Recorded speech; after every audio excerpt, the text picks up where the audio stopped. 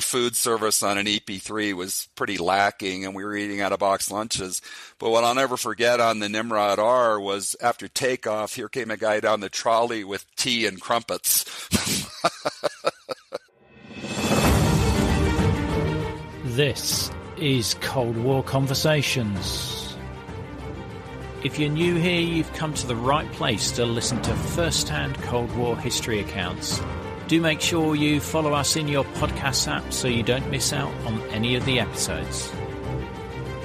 KC flew the US Navy's airborne electronic reconnaissance during the 1980s in the Lockheed EP-3, which is the electronic signals reconnaissance version of the P-3 Orion. He flew as a navigator, senior electronic warfare evaluator and mission commander. We hear about several missions he was involved in, including his first detachment to Athens, the then main US Navy operating base for missions in the Mediterranean and the Adriatic. We also hear about flying in the Baltic from bases in the UK, such as RAF Mildenhall and RAF Wyton, and from West Germany, from Schleswig-Jagel. Flying from Keflavik in Iceland, KC monitored a huge Soviet Navy exercise in the Norwegian Sea involving the Kiev, the Kirov, as well as numerous cruisers, destroyers and frigates. In the 1980s, Libya was claiming the Gulf of Sidra as its territorial waters, and KC flew in support of freedom of navigation operations involving US Navy ships. It's a great insight into a relatively unknown part of Cold War air operations. Now, Cold War history is disappearing, but a simple monthly donation will help keep this podcast on the air. As a monthly supporter, you'll get the sought-after Cold War Conversations drinks coaster as a thank you, and you'll bask in the warm glow of knowing that you are helping to preserve Cold War history. Just go to coldwarconversations.com/donate. If a financial contribution is not your cup of tea, you can still help us by leaving written reviews wherever you listen to us. It really helps get new guests on the show. Now, back to today's episode. I'm delighted to welcome KC to our Cold War conversation. In the EP-3, the way we worked it, we had several naval flight officers on the crew, and you would start off as a navigator trainee, actually, and you would usually get maybe a couple hundred hours doing that, and then you'd be made the navigator, and then at some point you would switch to the back to be an evaluator trainee, and there were about two or three eval trainees in the back, and then they were all working to be the person that was called the CVAL, which was the Senior Electronic Warfare Tactical Evaluator. That's kind of similar on a P-3. They had the tactical coordinator, the TACO, in the back that runs it. CVAL is kind of the equivalent of that. And then, so the CVAL would be running the show in the back. In the front, there were three pilots, and the senior of those would be the Electronic Warfare Aircraft Commander, also called the EWAC. And then between those two, one of either the CVAL or the EWAC would be designated as the mission commander and would have responsibility for the conduct of the mission. The aircraft commander would have responsibility for any safety of flight issues.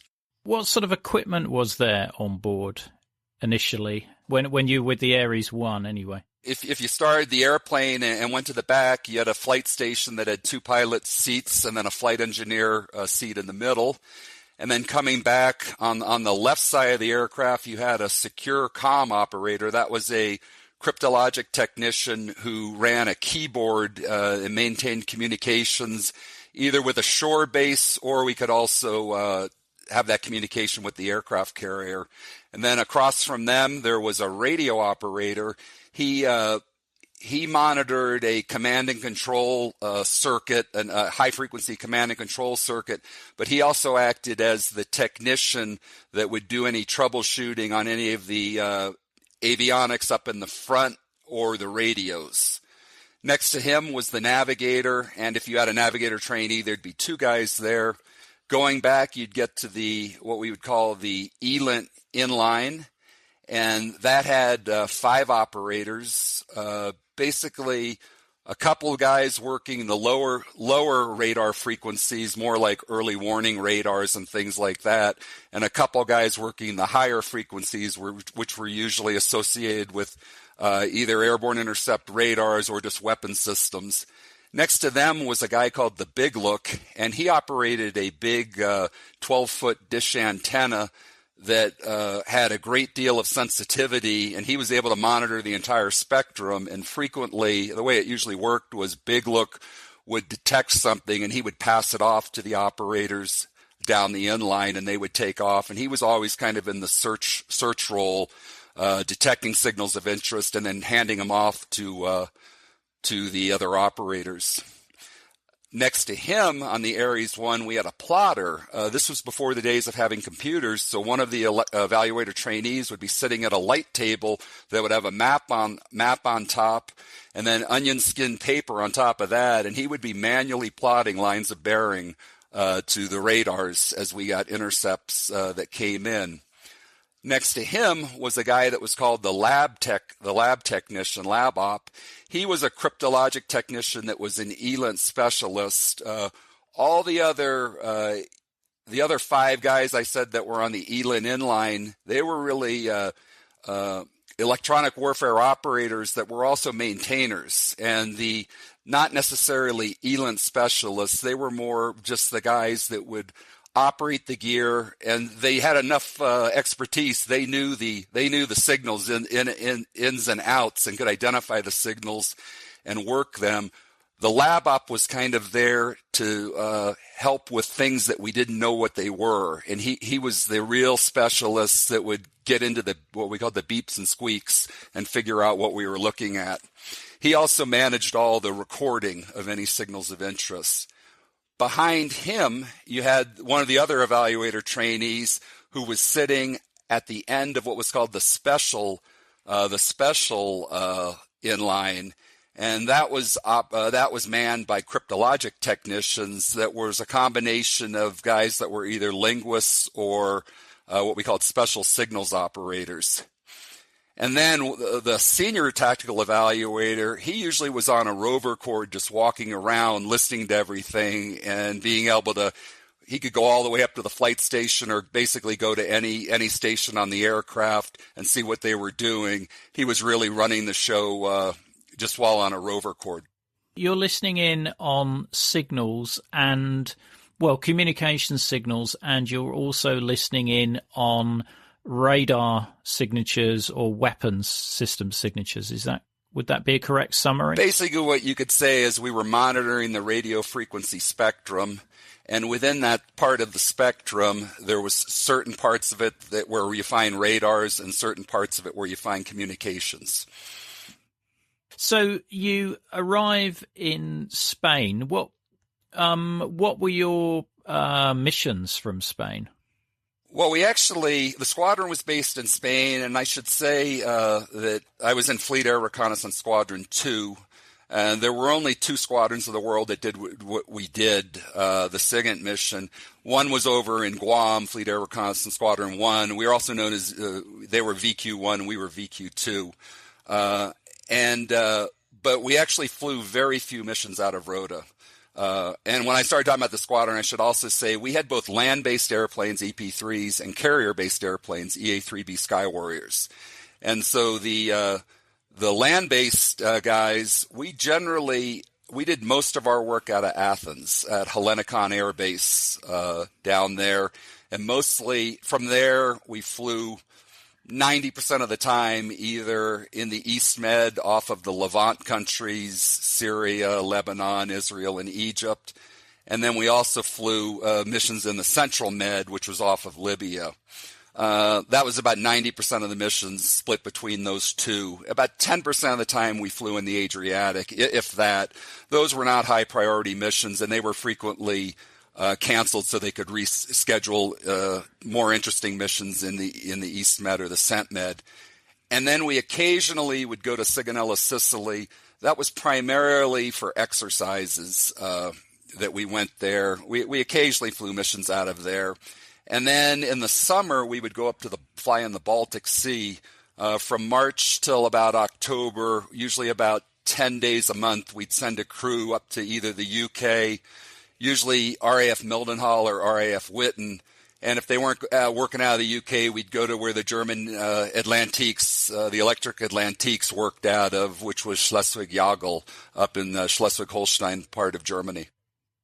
I understand that your first detachment was actually in Panama. Yeah, that was actually the whole 3 years I was in the squadron. That was the only time we ever sent anyone to down to Central America. What happened there was in about August of '84, there were crates that were imaged being loaded on a merchant ship in Sevastopol in the Crimea. And so the crateologists that look at things like that and try to figure out what's in the crate, they thought they might be taking MiGs. And there was worry that MiGs were going to be introduced down to Nicaragua. Of course, at that time, the U.S. was being friendly and trying to support the government in El Salvador, and we're worried about the Marxist regime and revolution leaking over into El Salvador. The reason we were sent down there was another reconnaissance platform that was grounded due to some kind of maintenance issue or something, and so we got sent down there just kind of because we were available. So we went down to Howard Air Force Base in Panama and spent about 6-7 weeks down there and had a great time. So yeah, not a bad start. Not a bad start. Not at all. So when you're flying out of Athens, I mean, you described the different areas that you were concentrating on, but I was interested to see that you were also looking at the Adriatic and Yugoslavia and Albania as well. Yes, very infrequently. I think they scheduled something like 2 flights a month to do that. And to tell you the truth, we really usually didn't get much when we did that. But I think European Command had some requirements for, occasionally getting in that neck of the woods. So that's what we did. Yeah, it sounds like you just had to tick a box to say that you'd been out that way. When you mentioned the Levant and the Mediterranean coast, obviously at this point Libya is becoming a problem for the US. Yeah, it really started, I think, heating up around 1980. And in 81, there was a fairly famous shoot down of a couple F-14s, shot down a couple of fitters in the summer of 81. And then the Gaddafi had declared the Gulf of Sidra kind of almost, I don't know if you call it an inland waterway or whatever. He claimed that it was Libyan territorial airspace, and the United States didn't agree with that, so they would routinely, I don't remember, maybe quarterly, have operations where we would just assert freedom of navigation rights by operating in the area that they claimed was theirs. And that would be done with either warships or maybe tactical aircraft flying in there. Yeah, this was Gaddafi's infamous line of death. Yes, it wasn't was. It? Where if you crossed that, you were potentially in trouble, but more often it seems like his Air Force was more in trouble. Now, in February 85, there's a bombing in a terrorist bomb attack, which does impact some of the EP-3 crews. Yeah, actually, what happened was there was a bar in Athens that was actually kind of popular with both the EP-3 guys, and the Air Force operated RC-135s out of there too. So we weren't exercising very good anti-terrorism awareness by congregating in places. And what ended up happening was someone came in with a satchel and put it down, and it exploded. And we got pretty lucky because there was about, I think, 4 or 5 people that were injured, nobody seriously. They mostly burns, or there were some ruptured eardrums. So they had to be flown up to the hospital in Germany. But it really didn't, I don't think either the EPs or RC-135s even missed any missions over that. But what did result out of that was at that point, the Americans, between the Air Force and the Navy, we had had people in 3 hotels, and the government made the decision, the Air Force did, to acquire a single hotel. And then they brought in a lot of anti-terrorism things like car bomb, blockers, the big concrete things around the perimeter, and also had Air Force security force guys with machine gun, M16s that were basically on the perimeter. We had been fat, dumb, and happy, and then we got kind of a wake-up call. Yeah. Well, I think there was a further bus bombing in 87. Yeah. That was it was kind of funny. The Air Force had these crew buses that were basically, in the U.S., they're called Bluebird buses. They're used for schools. And the Air Force had them, and they were blue, and they were painted U.S. Air Force on the side. And then after, when the terrorism threat kind of raised, they decided we need to have a lower profile. So they had these American school buses painted white and green. I don't know that they were really fooling anybody. So they ended up having an incident in the summer '87 where basically a bomb was set by the road, and as the bus was driving by, it detonated. Fortunately, nobody was killed in that incident either. Kind of a closer call was, I had mentioned we were all put together in one hotel, and a few months after we did that, there had been some bomb threats being called in, and they had kind of the procedure when that would happen. They'd always come in the middle of the night, and they'd evacuate everyone out to the back out to the front to the parking lot. Well, then one night the same thing happened, and just, I don't know why, but for some reason they evacuated everyone out to the back to the tennis courts, and a car bomb went off out front. So we dodged a bullet on that one. Wow. Yeah, close call indeed. And who was carrying out these bomb attacks? Actually, the one in the bar was attributed to, I think, some Palestinian terrorist group ended up claiming it. However, there had been some in Athens. There had been a problem with some assassinations of high-level American people earlier in that decade. The defense attaché was killed. I don't recall if he was shot or he was bombed, and I think one other senior officer at the embassy was killed. Those were not associated with external terrorist groups. It was actually a domestic Greek terrorist group called 17 November that operated for a long time, and they were the ones that took credit for those killings of the 2 American military officers. Yeah, that's right. I think they were a left-wing terrorist group. The following month, you're at Mildenhall flying in the Baltic.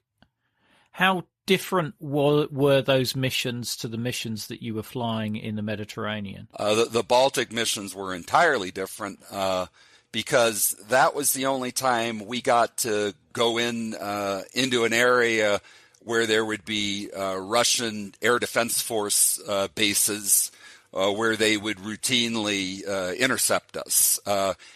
We used to we would see the Russians in the Mediterranean, but there was no fighter aircraft down there. It was just maritime patrol aircraft, things like that, and helicopters on ship.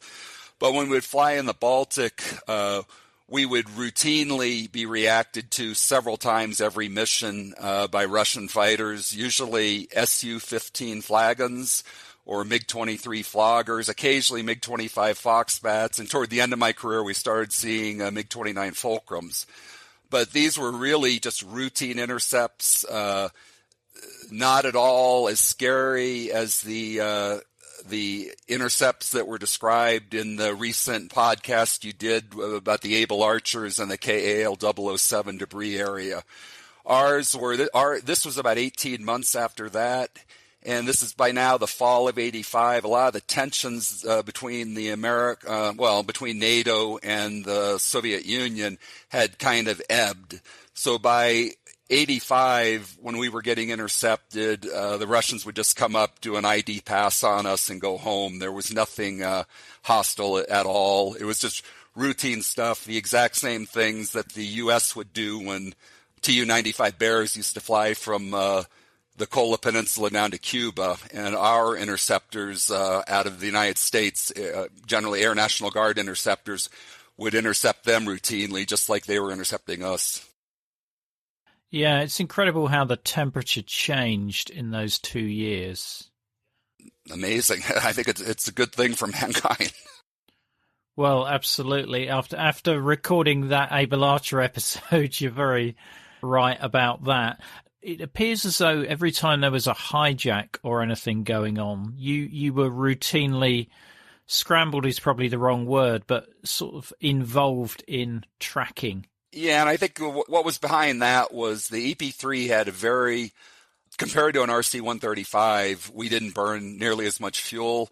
We could stay up a lot longer without we didn't have an in-flight refueling capability. And RCs, if they were going to fly more than about 7 hours, they generally would get refueled.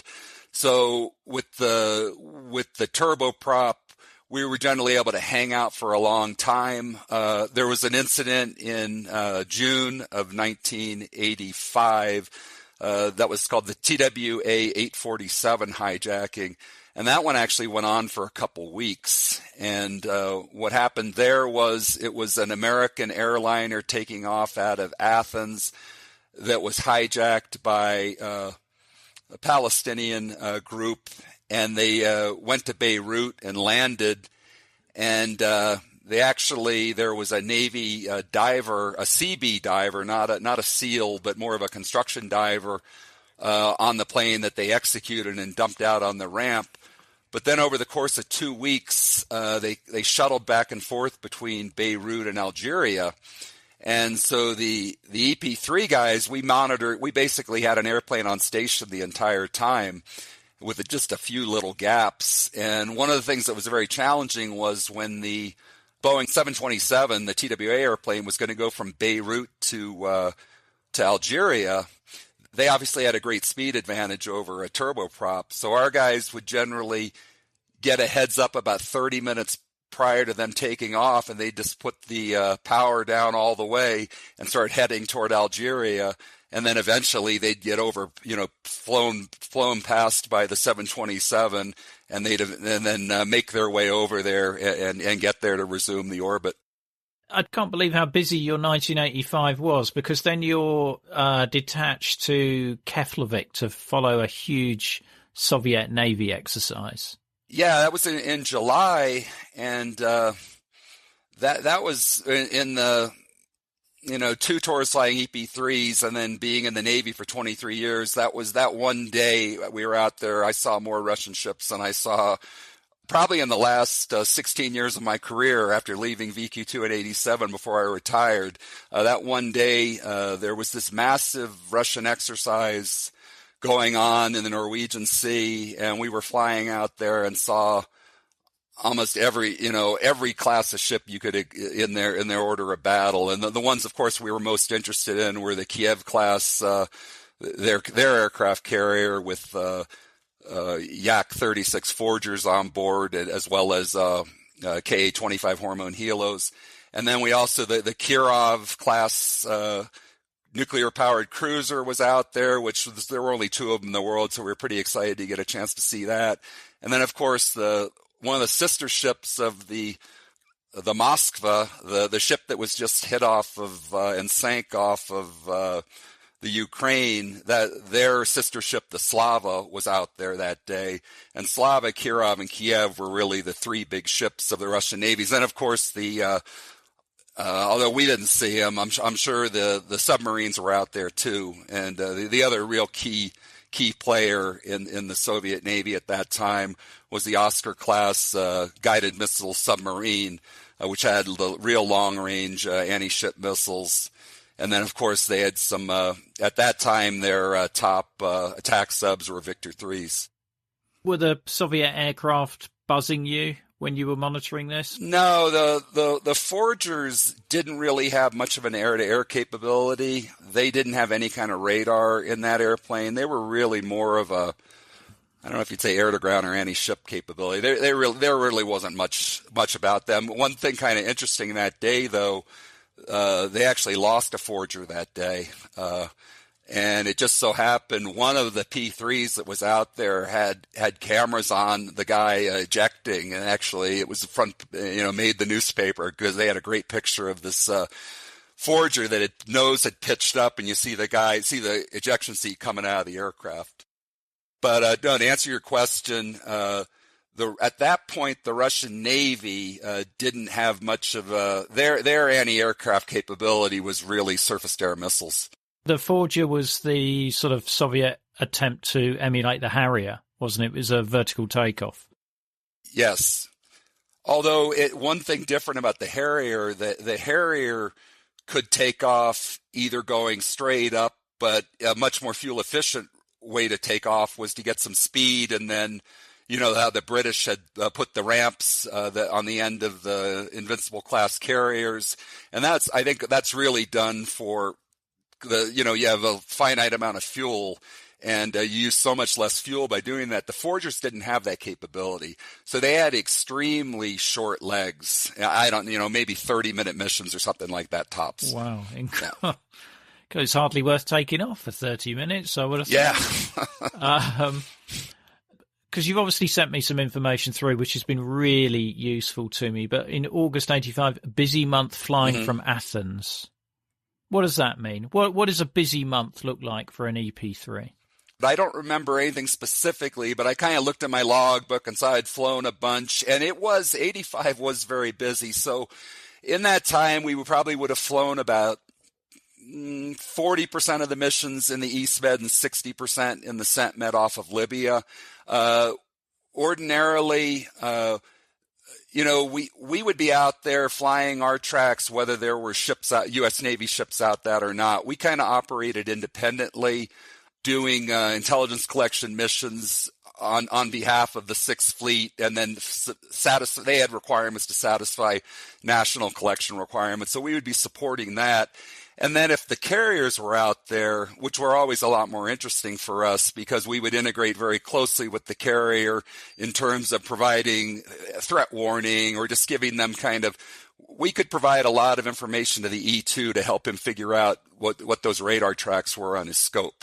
And that was one of our big missions, was working closely with the E2 to help, gain the situational awareness for the carrier battle group. But I will say also, so flying down in the East Med was always really interesting. Of course, at that time, the Israelis were mixing it up a lot with the Syrians all the time. And they were doing also, they were kind of doing demonstration of force missions flying over Beirut, the Bekaa Valley in Beirut, just to show that they could. And so there was shooting going on with triple anti-aircraft artillery or something in the Bekaa Valley, or getting shot at them. And whenever that happened, they would then retaliate, come in and drop bombs or whatever. So it was never boring flying off of Israel. I'm just thinking, there was that incident with the USS Liberty and the Israelis where they attacked an American surveillance ship that was in international waters, I believe, but they suspected it was Egyptian. Yes, the initial reports where they thought it was an Egyptian horse carrier. That actually happened during the Six-Day War, and there was actually my squadron VQ2, our predecessor airplane, an EC-121, was actually on top when all that happened, and so collected a lot of information on that. There's always been a lot of speculation that the Israelis said they didn't know it was an American ship. There's always been speculation both ways. I don't think we really know definitively. But the bottom line was they came out initially with some airplanes and did some strafing, but then followed that up with patrol boats that put at least one torpedo into the side and did some pretty significant damage, killed several people. Fortunately, the Liberty had excellent damage control, because to have a torpedo rip a big hole in the side of the ship, the torpedo comes in below the waterline. So that makes, from a damage control perspective, it's pretty amazing they saved that ship.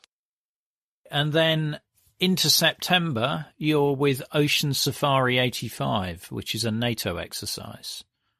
Yeah, that was really, I got to do those 2 summers in a row, and those were always a great deal because we would, it was something different than hanging out in the Med and going up there. And in the Ocean Safari 85, we worked out of RAF Machrihanish near Campbelltown, Scotland, up there on the Mulligan Tyre. Had a great time. We always would, we generally would only bring one airplane, but we'd bring 2 crews, and you'd fly every other day. And the airplane flew every day. And so we had good missions and then a lot of good time off. Those missions are very good. We flew long hours, flew up. Basically, those big NATO exercises would generally start with the carrier battle group forming up off of Norfolk, and then it would go for about, a week as they transited across. And at that point, they were working on a tactic of operating inside the Vestfjord, which is up north of Bodø, Norway. And basically, it was this giant fjord that had very high rock walls around it. And the idea was the carrier would go in there and operate and would be protected they'd be in the shadow of the hills. So any Russian aircraft that were exercising anti-carrier warfare coming out to simulate missile shots, their targeting would be greatly complicated because these guys were basically hiding in the terrain and were shadowed by the rocks. So we would operate well north of there off the North Cape and just run a north-south orbit. And our job was to detect the strike aircraft, which were generally Tu-16 Badgers, occasionally Tu-22M backfires. And our job was to detect them and then work with the E-2 so the E-2 could get fighters on them, because the Navy kind of had a standing rule that no hostile airplanes could get within 200 miles of the carrier without an F-14 on their wing. So that was one of the primary reasons that we were stationed out far ahead, was because those airplanes were coming in pretty fast, and it took a great deal of coordination to be able to get the fighters on them. Now, you've mentioned the E-2 a couple of times there. This was the Northrop Grumman Hawkeye, an all-weather airborne early warning turboprop aircraft, I believe. Yep, and still operating. And actually, my son-in-law is a Navy pilot with the VAW 123 screw tops out of Norfolk, Virginia. So he's flying the E-2 today. Wow. I am constantly amazed at the number of Cold War era aircraft, okay, albeit improved designs from those original aircraft, but the same sort of airframe still flying. I mean, you take the U-2, I hadn't even realized the E-2 had been, around as well. And there's right. Quite a number of others as well. Well, the B-52 is probably the most famous. Sure.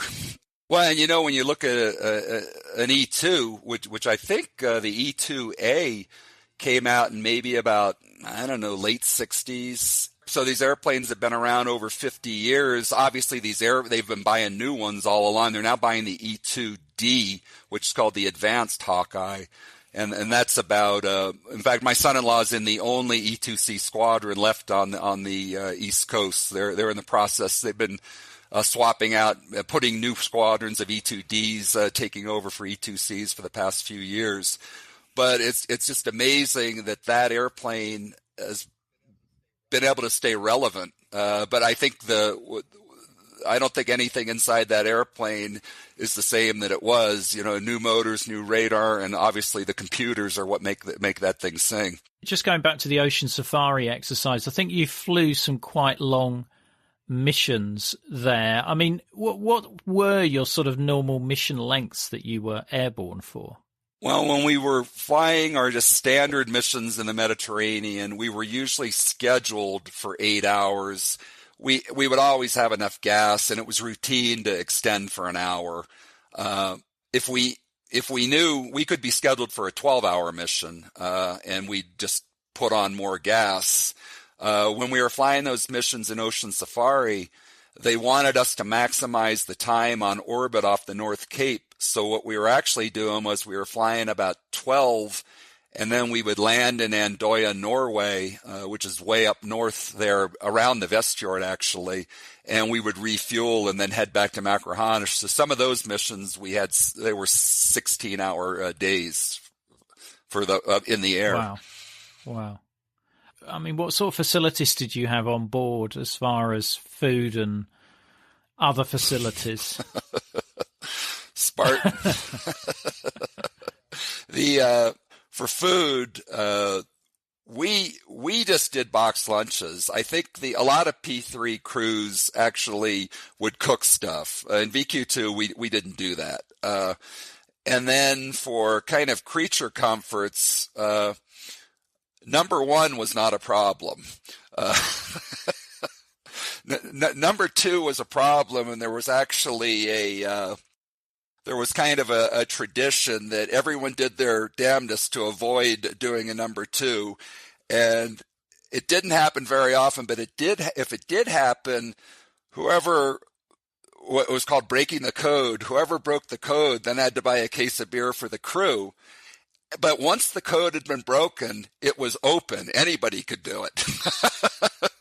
This is the sort of detail we're looking for on Cold War conversations. You know, they're not interested in the equipment and stuff like that. It's, you know, how'd you take a dump on a plane? Well, and of course, this is my first tour in the 80s. It was all men.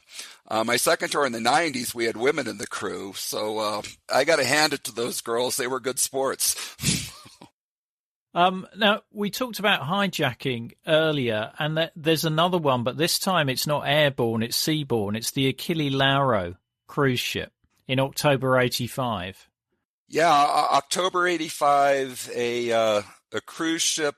I think it had started in Naples or somewhere there in Italy, but at some point it was hijacked by Palestinian terrorists.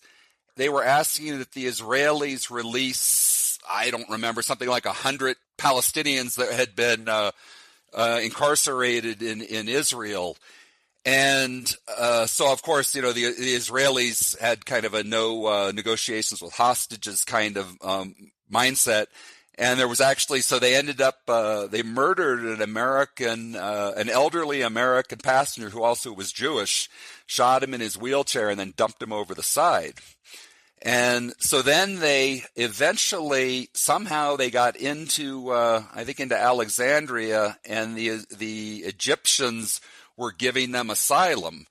That obviously put a lot of pressure on Mubarak, because I'm sure Reagan was screaming at him, and so they wanted to get them out of the country as soon as possible.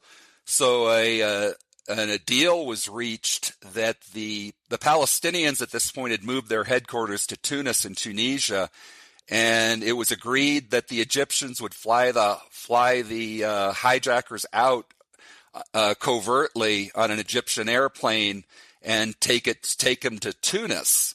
Well, American intelligence had gotten indications of this.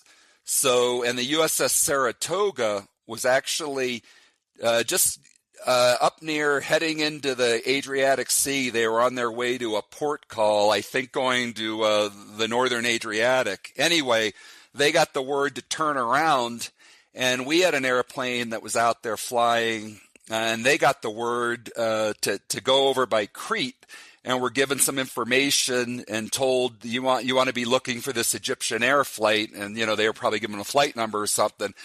And that was a pretty easy task for us because they were just on commercial aircraft routes, and all those frequencies are all published, and so it was very easy to assign multiple operators just to the various frequencies that we knew the air traffic control activity would occur on. And they knew the flight number. So sure enough, they hear the airplane check in. It gives a position report and a time for its next position. So they pass that off to the E2, and then the E2 gets the F-14s. And the F-14s then come in, it's night, and they do a no-lights intercept, and they fly right up next to the Egyptian airplane, and with their flashlights, they shined them on the tail to confirm that it was the correct tail number on the airplane. And then they pulled up alongside and turned on all their anti-collision lights and established communications with the Egyptian airplane. At this point, the Egyptian pilot is screaming to Athens, to the air traffic controllers, he's being hijacked by the U.S. Navy. And the Navy guys tell him, you're going to Sigonella or else. And so He agreed, although he wasn't happy about it, and so they escorted him to Sigonella. And when they landed the airplane, the U.S. Navy SEALs immediately surrounded the Egyptian Air 737. And then a couple minutes after that, the Italian Carabinieri surrounded the Navy SEALs. So you had kind of what we call in Westerns a Mexican standoff between the Navy SEALs and the Italian Carabinieri.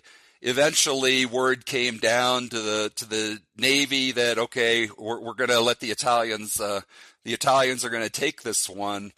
And so they let them take the prisoners. And then the Italian prime minister, of course, he didn't want anything to do with this. This is a hot potato in his hand. And then he actually, kind of like the Egyptians and the Achilles Lauro handing the hijackers over to Tunisia, he made a deal with the Yugoslavs, and they spirited these hijackers out of the country. And I think about 10 or 20 years later, and there was a movie about it, I think, where the Mossad eventually tracked down these guys and got them. Wow. Yeah. And were they the only passengers on this plane? Or? No, I think it was just a chartered airplane. So I was in Athens at the time. I was not on that EP-3, but the other crew, we usually had 2 airplanes, 2 crews operating at Athens at any one time, and we usually flew every other day. But my friends were up in the air, and they all got to participate in that bit of history. And one thing that's interesting is the EP-3 role in that operation was never discussed ever. The E-2 always got credit for everything. And yet another hijack in November 85, another Egypt airplane. Yeah, and actually I think what's really interesting about this one, I believe it was the exact same airframe that was involved in the other hijacking. Wow. But I remember that well. I was home in Rota, Spain, asleep in my bed about 7 or 8 a.m. on a Sunday morning, and my roommate knocked on my door, and he came in, and he told me, hey, I'm leaving. They just called me. I'm going. There's been a hijacking, and we were launching a crew out of Rota to go down and plus up our crews in Athens so they could support the hijacking. And so then later in the day, they came and got me, and I was on another crew that was getting sent down. We were actually, though, we were flying down to Athens, but we made a stop in Sigonella, Sicily, because our carrier-based EA-3B Skywarrior from the squadron needed some parts, and they used to run the carrier onboard delivery planes out of Sigonella. So we landed, dropped off the parts, and then we were just going to be on the ground for a few minutes and head back down to Athens. So as I told you, the facilities, the creature comfort facilities on board the plane weren't so great. So whenever you got on the ground, you always took the chance to use a bathroom on the ground. So one of the guys went into the COD squadron hangar, VR-24, and went in to use the bathroom. And when he came out, he was a little shaken because he said in that hangar in there's about 100 guys in black clothes and black faces. They all have big guns, and they're all just working on their weapons. So I think it was probably one of those U.S. Special Operations Force groups that we don't talk about. But anyway, before we took off from Sigonella, the word came in that the Egyptian commandos had actually landed in Malta, stormed the plane, gained entry to the plane, shot all the hijackers, but unfortunately they shot about half the hostages too. And I think there were about 50 people killed on that plane. Wow. December 85, some slightly happier times. You meet your wife. Yeah, I was down in Athens and down there for the month. And at the time, Beth, who became my wife, she was living in the United States in the D.C. area, but she was the defense contractor, and they were putting software in the hospitals and training the operators on how to use the new software. So she was just in town for about 3 days, and we overlapped. And then kind of the stars aligned because we were sent out one night on a mission to fly off Libya, and due to bad weather, we ended up coming back. And we had seen these girls before we had gone to go flying, and so we decided to give them a call. And they had already made dates to go out with these RC-135 guys, but when they heard the Navy guys were available, they dumped them, and we ended up going out with them, and then the rest is history. It's a great story. Great story. 86 is not a quiet year for you. Libya starts to get more lively. Yeah, 86 was amazing. At that point, I had mentioned USS Saratoga had done the aircraft carrier, had done the Achilles Lauro capture. And then we had also brought in we very frequently would have two carriers operating in the Med, and Coral Sea and Saratoga were there. And we didn't mention it. In December, there was another big terrorist event that happened. There were simultaneous attacks at the Vienna and Rome airports. One of them was at the El Al counter, and at the other one, it was, I think, Pan Am or some American airline. But anyway, a bunch of people were shot by Palestinian terrorists. There might have been a Libyan involvement. But anyway, suddenly the Navy, it was decided we were going to start really putting the pressure on Libya. So in January, we had about a week of double carrier ops working below the line of death, and did that for several days, and had generated a lot of Libyan flight activity in response to that. But there were no hostile actions. Everything was pretty peaceful. And then in February, same thing happened. About a week were double carrier ops, and once again the Libyans had been complaining a lot in the media, but there had been some other activity. And then in March, originally the Saratoga had been scheduled to go home and to be relieved by USS America, but the decision was made we would up the ante and go to three carriers in the central Mediterranean. And so the triple carrier ops happened for about a week in the middle of March, and I was down there flying during all this. And that's when all the shots got fired. It started off, we had airplanes operating behind the line of death, and Libya had recently installed SA-5 Gammon surface-to-air missiles, which had about 5 times the range of the SA-2s, which had previously been their top missile. And so they actually fired a couple of them, and that generated some strikes on the SAM sites. And then that night they brought out some patrol boats that ended up being sunk both by Harpoon cruise missiles fired by the USS Richmond K. Turner, and then some A-6s shot some patrol boats with anti-ship missiles, and I think also maybe dropped some bombs on them. So anyway, sunk maybe 3 Libyan patrol boats that night. And things were pretty, after that, they kind of ramped down, and the Saratoga headed back to the United States, and we had 2 carrier battle groups out there. And then about 2 weeks later, there was a terrorist bombing in Berlin in the La Belle Disco, and it killed at least a couple U.S. service members. And there was actually intelligence that tied Libyan intelligence to having conducted that operation. So that was when the El Dorado Canyon came about. So this is the U.S. bombing operation on Libya, the F-111 attack from the UK, which I think at the time was one of the longest bombing raids aside from the Vulcan attack on Port Stanley during the Falklands War.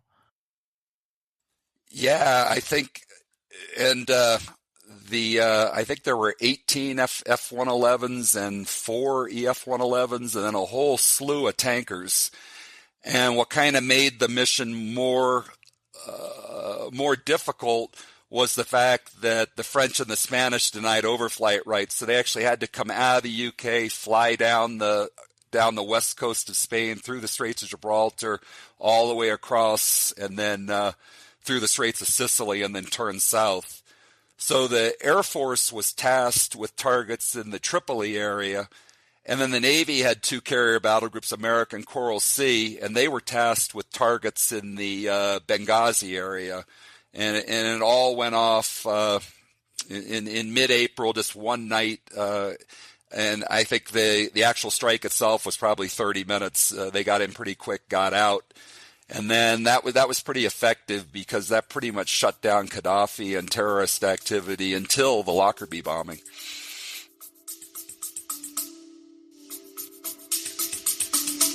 We'll be back after a quick break. Hi, I'm Greg Crino, host of The Greg Crino Show. Each week, I interview experts and people with unique experiences to help you become a better critical thinker and gain a deeper understanding of the world. As a combat veteran, former fighter pilot, and attorney, I use the skills I've learned to pick the brains of some incredible guests. From military leaders and astronauts to politicians and POWs, The Greg Crino Show has it all. Listen at gregcrino.com. That last name is Krino, or wherever you listen to podcasts.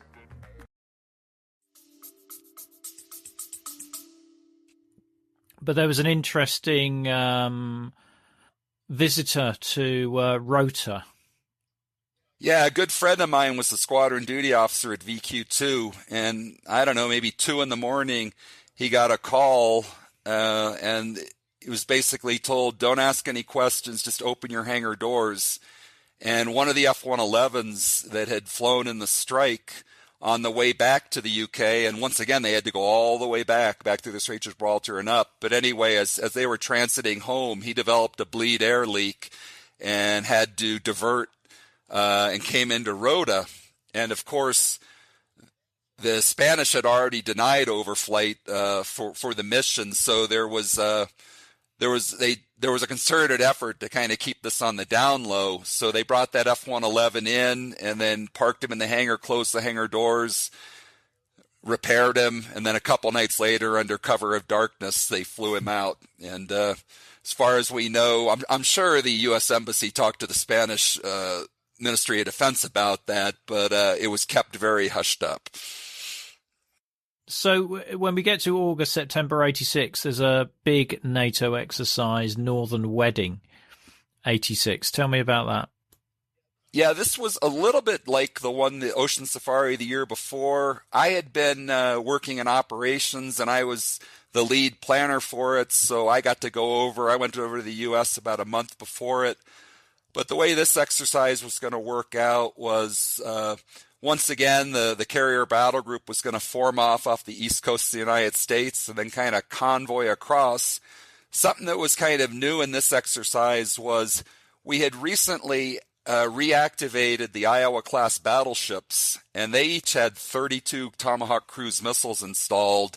And during this transit, there was a big exercise involving over-the-horizon targeting using non-organic or off-board assets in order to provide targeting for the ships so they could hit tracks that were outside the range of their own sensors or even the sensors of the carrier battle group aircraft. That was back in the days where there used to be an anti-ship version of Tomahawk. That was retired a couple decades ago. But so that was the first part of the exercise as we were making our way across to Iceland. And then the second part, we started off flying out of Brunswick, Maine, which is in the far northeast corner of the United States, and flew the first few missions out of there. Then we moved our detachment up to Keflavik, Iceland, and flew for the rest of the exercise out of Iceland. And once again, the carrier went across into the Vestfjord to go hide in the terrain shadowing of the fjord. Kind of the same actions as the year before. Elicited a lot of this was a little different though, because we were very involved in the early part when the Tu-95 Bears were coming out to try to locate the carrier every day, and they'd fly very far out. I don't recall if they were going beyond Iceland, but if not that, they had extremely long legs, and their job, the Bear Delta, had an over-the-horizon targeting. That was their primary mission. And so one of our roles was to detect the Bear so we could get fighters on him once again at 200 miles, and we wanted to have fighters on him before he had detected where the battle group was. I mean, you mentioned those Iowa-class battleships. I mean, I did find it incredible that a World War II battleship was brought out of retirement in the 1980s as a launch platform for cruise missiles. There were 4 of them, Iowa, Wisconsin, Missouri, and New Jersey. And New Jersey had actually been brought out for Vietnam. All 4 of them had been retired in the late 40s. And I think they brought a couple of them out for Korea, and then New Jersey came out for Vietnam. but then they completely updated them during the early part of the Reagan administration, put on Tomahawks, put on Harpoon anti-ship missiles. And one of the interesting proposals at the time was to, the battleships used to have these big 16-inch guns, which incidentally, I think they could fire a 2,600-pound, so about an 1,100-kilogram shell, and they could shoot that about 40 kilometers or about 23 miles. So they had pretty amazing, there's nothing like that ever since World War II, since those guns. There's nothing like that. But one of the proposals was they used to have 2 turrets up front with 3 guns each and 1 in the back. And there was a proposal to remove the rear turret, put on a flight deck, and carry Harriers on that. But that never came into fruition. But that would have been a pretty impressive ship.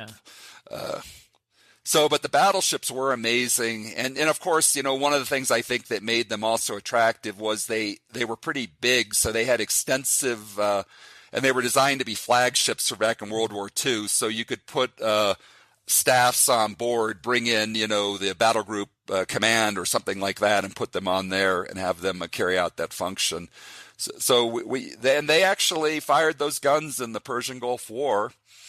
And kind of a funny story about that is I think it was Wisconsin was sitting off of Iraq, and they had these rudimentary unmanned aerial vehicles called Pioneer back then, and it would have a camera and it would daddle or it would link it back to the ship, and the ship was within range of this land target.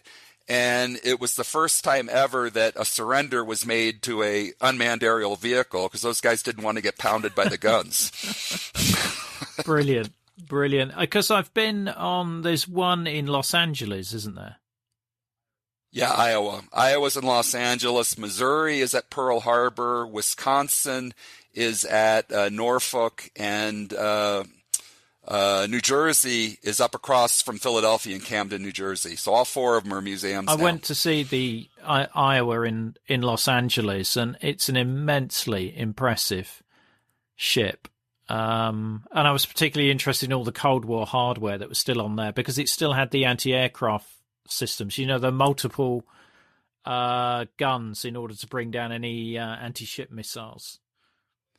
Well, it's interesting. One of the greatest challenges when they brought those ships out was manning the engineering spaces.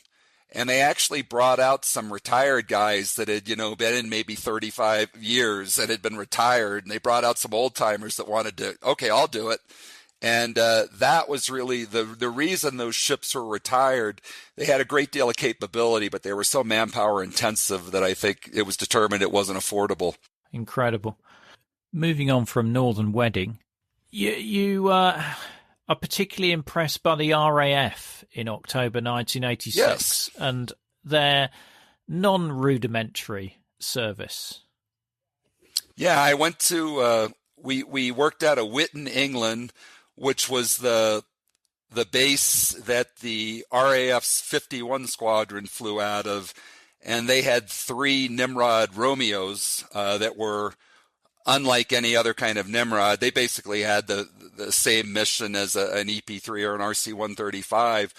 And I had the opportunity to fly a mission on the inner German border with them, taking off out of Wyton and then going up and just flying up and down that inner German border. And, I talked about how the food service on an EP-3 was pretty lacking, and we were eating out of box lunches. But what I'll never forget on the Nimrod R was after takeoff, here came a guy down the trolley with tea and crumpets. Very civilized, very civilized. Yes. Yeah, it was. That was an interesting airplane because that was jammed full of operators. I think they had 26 guys on consoles in the back.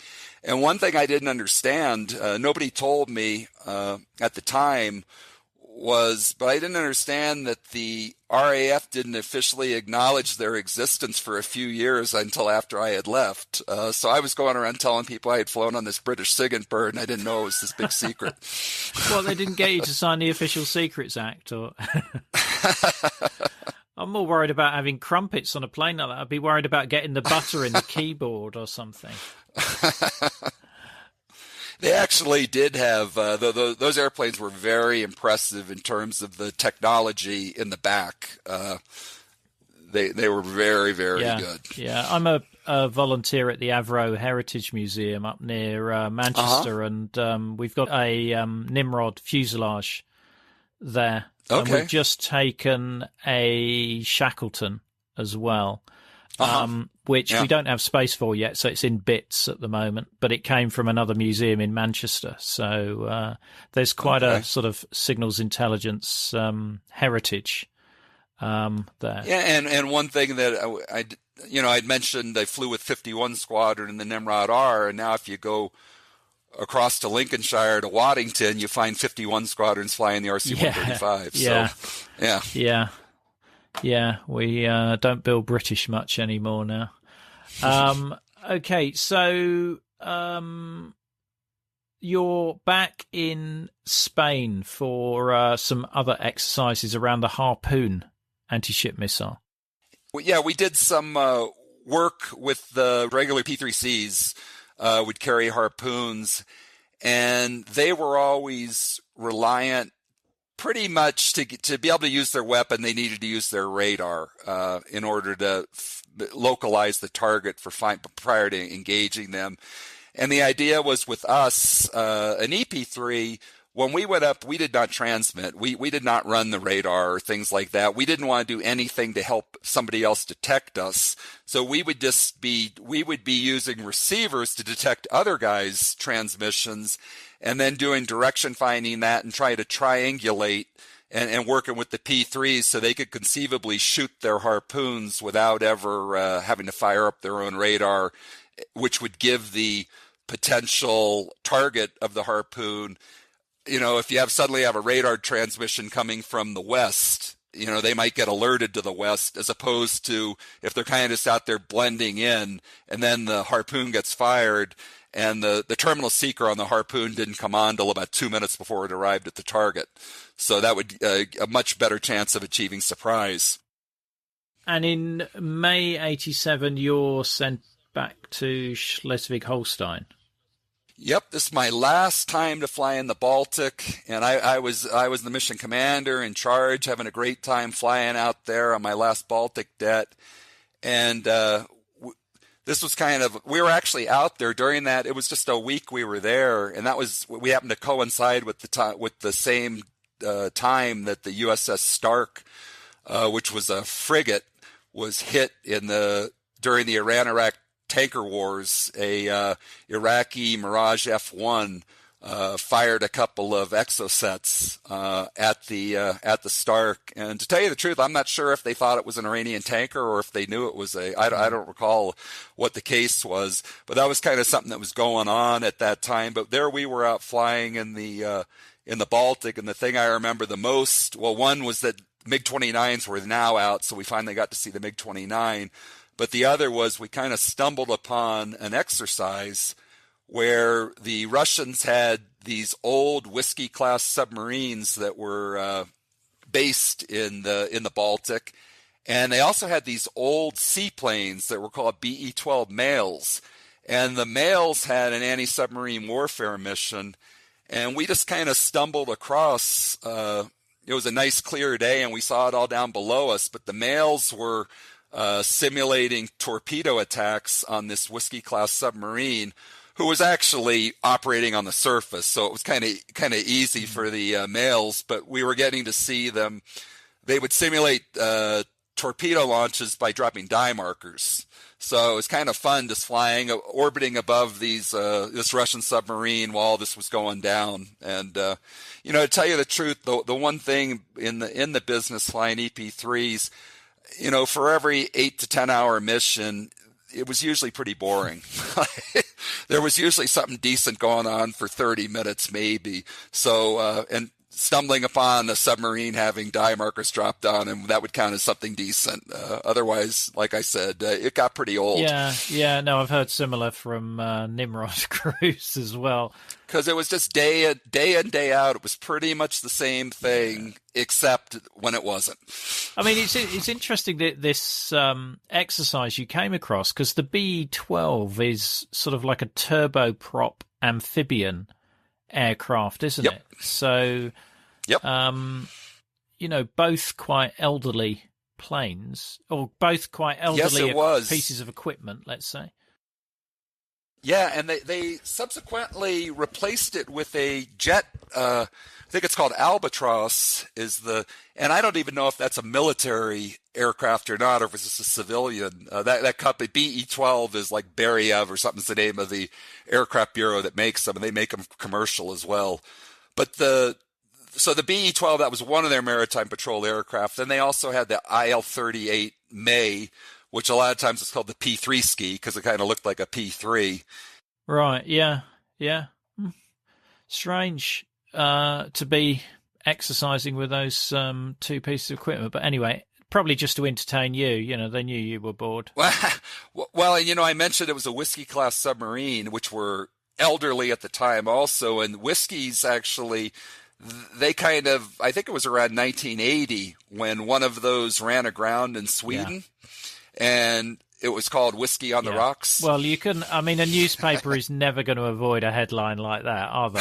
Come on. I had some questions from some of the listeners who wanted to ask you, and one of them was, what instructions were you given if you had to come down you had to land on enemy territory or in enemy territorial waters? Well, we did have instructions that there, and it was basically a red, yellow, and green thing. In other words, countries were classed as red, yellow, and green. And if it was a red, you weren't supposed to go under there under any circumstances. If it was a yellow, you really weren't supposed to go there, but if someone was going to get killed, maybe you could get away going with there. And if it was a green, it was okay to go there if you couldn't make it home. And the way those were racked and stacked, the reds were generally Warsaw Pact. But this whole thing, we weren't given a lot of instructions. And then it really came to light in April 1st of 2000 when our sister squadron VQ-1 had an aircraft flying off of China, and a Chinese fighter came up alongside and bumped them. The fighter then crashed into the sea, killing the pilot, and the EP-3 crew ended up dropping out of the sky, and that pilot was faced with a very difficult decision, and he ended up making the decision to go into China. A lot of people have criticized him. I won't say it one way or the other, but that would have been a red country. So was there like any self-destruct mechanisms in there to destroy the equipment, or was it just hammers? No, and at least in the 80s and the 90s when I was doing this, all we had was a fire axe. So we really had nothing. Although, in the 80s, we really didn't have that much. We didn't have much in the way of computers. So it'd be pretty easy to destroy. A lot of that, it was just open up the window and throw out the boxes. But I know the case in the year 2000, they had not, when they lost the plane in China, they had not really updated they just had a fire axe too, and they had all kinds of computer hard drives and things like that now on the airplane, and they did their best, but there was some compromise. As far as different intercepts with different countries, can you talk about that? Yeah, I already mentioned that at least in my experience in the Baltic, everything with the Russians was pretty benign. They just come alongside, pull and fly along with you for a couple minutes, and then go home. Then if you get down, when you're in the Baltic too, there's only two countries that could intercept us, and we wouldn't know they were coming. And the Israelis, they would intercept us all the time, and we would never know they were coming. So, and I'll get back down to the Med, but the other ones were in Sweden. And I don't think it's really fair because we were looking to the right, not to the left. But they used to routinely intercept us, and we never knew they were coming. And then, but down in the Med, we had instructions not to be intercepted by Libyans, so we monitored Libya pretty closely, and they would launch fighters routinely against us. We'd always have enough warning that we would generally just, the thing with the fighters is they have very short legs. So if you can just turn away and go an extra 50 miles north or something like that, they can't get you, unless maybe they want it to be a one-way trip. Libyans would routinely launch on us, but we would always know they were coming, and we would always be able to just avoid it, and they'd go home and we'd go back on track. We did actually, I mentioned that we had the EA-3B Sky Warrior flying off the carrier, and in January of '86, in that first part when things were heating up with Libya, one of our, we called the Sky Warrior, was also known as the Whale, and one of our whales was out flying. They actually did have a Libyan MiG-25 that went screaming by them, and they had not detected it. And unfortunately, the Libyans, I think, were just showing that they could, and those guys went home without firing a shot. But that was kind of an interesting situation. And then other countries, like I said, the Israelis were amazing. We would never know they were coming. That's because they're very good at coming up, not running their radars and not talking on the radios. So I don't know how they did it, but they're just very accomplished at that. And then the other countries, you would occasionally get launched on. And a lot of time, NATO countries would also, they'd call us up and ask if their interceptors could just use us as a target of opportunity. And we do that routinely just to give them a live target to go against.